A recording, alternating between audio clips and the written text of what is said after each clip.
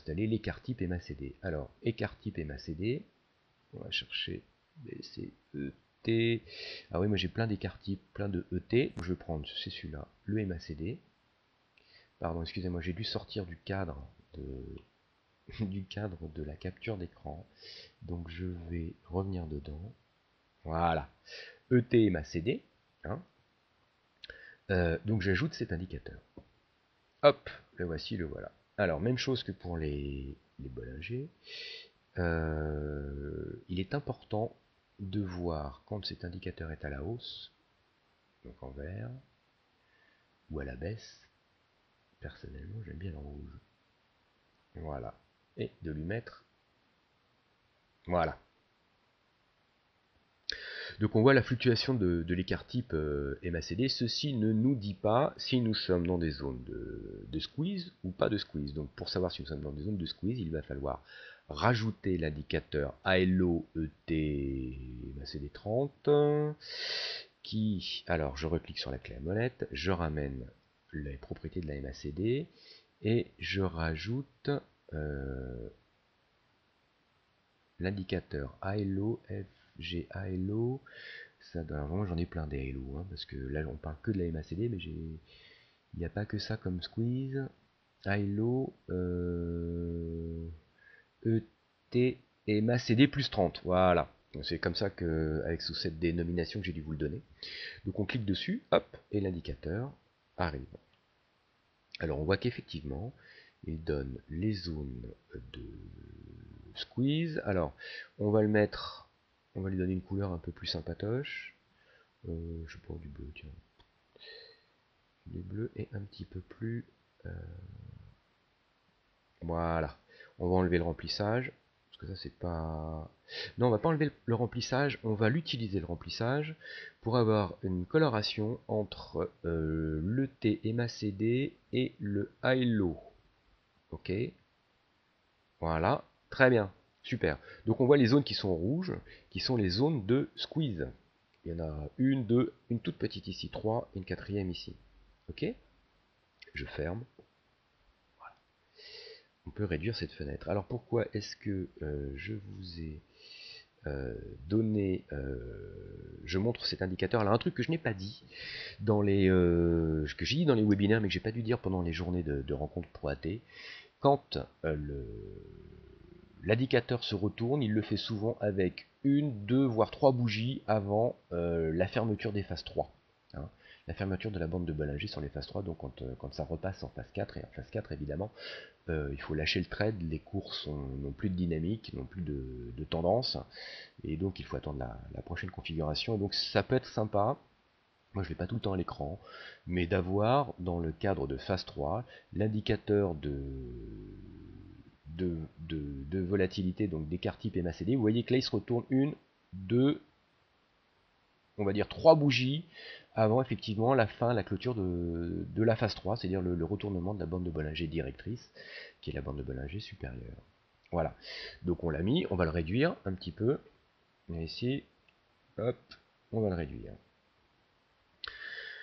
À partir de ce moment-là, ce que nous allons mettre en place, c'est l'indicateur. Alors un indicateur qui est que j'utilise, hein, qui s'appelle Squeeze plus détection de divergence. Alors j'ai plein de détections de divergence. Aujourd'hui, je ne vais pas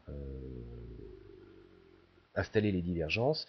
Je vais juste vous montrer comment je fais pour installer les squeezes pardon, à partir de mes indicateurs. Alors il y a 4 types de squeeze, hein, comme on l'a vu lors des webis ou dans les journées de rencontres. Aujourd'hui, on va faire simplement le squeeze, l'écart type sur MACD. Et bon, le procédé est exactement identique pour les autres types de squeeze. Alors, pour ce faire, moi j'ai développé je vais vous donner les codes de celui-là, un petit indicateur qui s'appelle squeeze. Oups, là, ici, toi. Il est là. Alors, il s'appelle squeeze plus divergence détection. Alors, S, il doit se trouver dans le bas du truc. PQRS, S, squeeze, plus divergence détection. Le voilà. Hop, un système qui est vraiment assez lent. Ici sous Vista, c'est pas. Donc modifier indicateur pour voir un petit peu ce qu'il y a dedans. Oups là. Alors là, on est carrément sorti du cadre de l'écran. Je vais vous montrer. Il est très simple. Squeeze, c'est juste pour avoir un titre, puisqu'on va ajouter plein d'indicateurs différents dans cette zone graphique. Il faut lui donner un titre générique. Donc squeeze plus divergence détection, vous lui donnez ce que vous voulez. Et moi, simplement, ce que je crée, c'est une ligne qui est égale à 0. Donc A égale 0, return A. Et on va, et vous allez comprendre tout de suite après pourquoi quand on va rajouter les indices. Donc je le valide. Hop, le voilà qui arrive. Je vais enlever là, en cliquant sur la molette, le remplissage, supprimer, voilà.